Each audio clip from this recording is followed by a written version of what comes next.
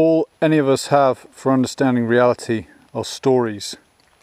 I'm just out here on a bit of a bike ride in the woods north of Avalon, and I just wanted to tell you that all we have are stories for understanding reality. All any of us have are stories. Right from the beginning, what we call the beginning of time. And a lot of us are waking up and we're going onto the internet and we're diving into what we optimistically call truth. And of course there is subjective truth, but there is one objective truth. That's kind of realization of yourself as part of the one infinite consciousness of which all of this is a product. So we have to bear in mind that even though we say I'm a truth seeker, I'm out here on the internet seeking truth, I'm out here in the world seeking truth. We're diving into these things, and because they're labelled as truth, they're somebody's truth, somebody's subjective truth right now when they posted it anyway. And sometimes the fact that we have this feeling inside of us, all of us, both those of us who are awakening and those of us who are still slumbering, we have this feeling inside of us that we don't have the full picture. And you can satisfy that in any number of ways. So, you know, you can just learn basic mainstream compatible information, spend your entire life shoving things into your brain, they disappear into your subconscious. You will never remember the vast majority of the things that you learn in that fashion. It's just buried in your subconscious. It may never serve a useful purpose. But likewise, you've got those on the truth-seeking journey, which we all understand is an inner journey as well as an outer journey. And we're latching onto these various ideas, but it's the feeling that we have inside of us that I want to draw attention to. Everyone has that, because none of us can really place our finger on what it is. And because we're looking outside, whether we're looking in newspapers or on the internet, whatever kind of information you're looking at, whether it's mainstream or non-mainstream information, you're never gonna fill that hole until you come out to places like this and you get inside and you go to that place inside and you get still and you get quiet. That's where you find it. And I've just caught a glimpse of it now, that's why I pulled the camera out. But you can only take explanations that kind of are compatible with what you already accept as being the way things are. And I guess that's why there are such deep divisions, such battle lines drawn between some of us. But the point of it is to try and raise yourself up above that and get kind of more of a top-down view so you can see it and become detached from it. So for me, the way that looked is 9/11 was a big deal for me. Lawful rebellion, the legal name and all that kind of stuff was a big deal for me. Flat Earth was a big deal for me. And all of these things are basically just teaching you the same thing that you're learning internally, which is that you are not limited by the places you've been, the things you've seen, the experiences you've had, the thoughts that arise within you. None of these things limit you. None of them actually define you at all. You're the observing consciousness behind that. And all of those things, all of those so-called conspiracy theories, regardless of whether they have any meaning to you, they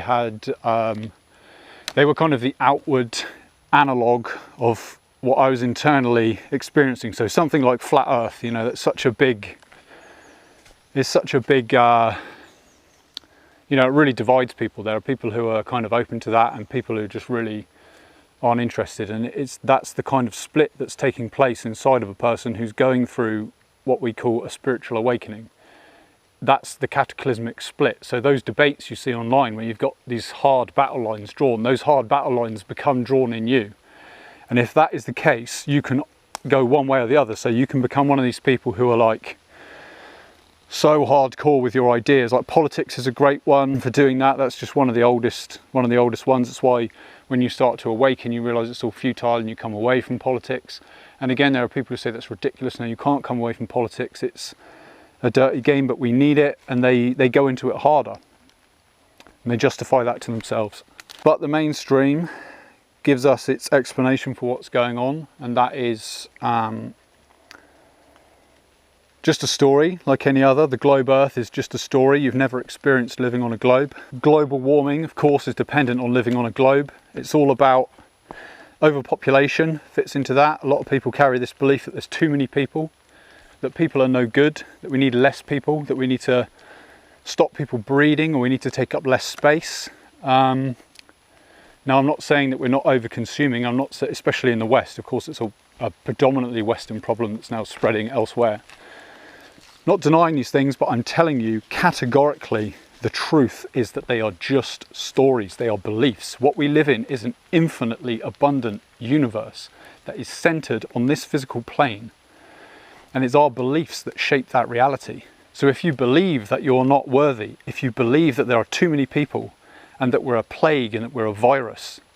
And this is what COVID is programming us as well. It's like there are people out there who honestly believe that it's a good thing that there are people dying, like because there's too many people.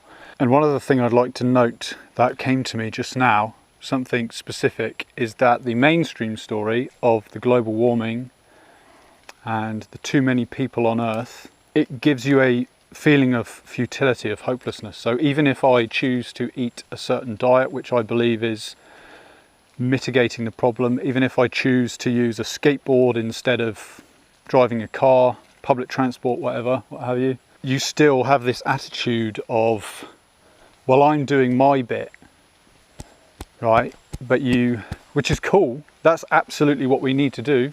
But you kind of think, well, if everyone else isn't pulling their weight, and what about China and what about India? These guys are just getting on board with the Western lifestyle, the consumption. Whereas the way I see things, having been on the truth-seeking journey and having been through the crazy whirlwind of waking up to just how fake all of these stories are that the mainstream gives us, right? Basically, the creation story of how we came to be here, the whole thing just falls apart if you look into it.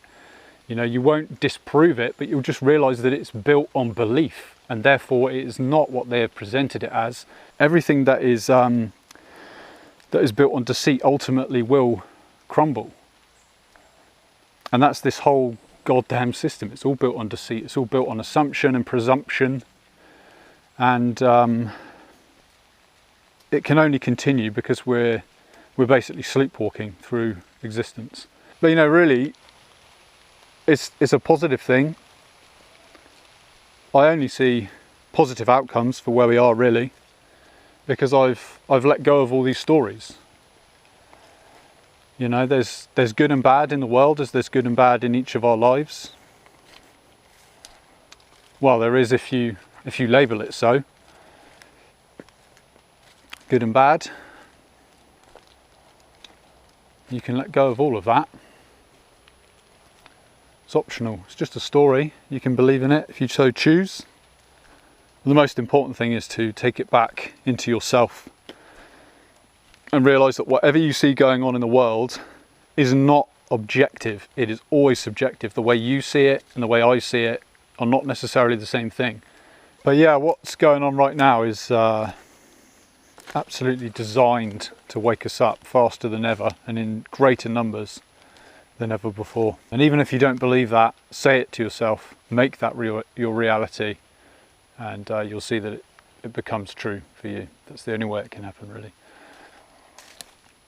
You choose it. Because otherwise, you know, what have you got? You believe that humans are this weak. You believe that humans are stupid. There's too many of us, you know, we eat too much.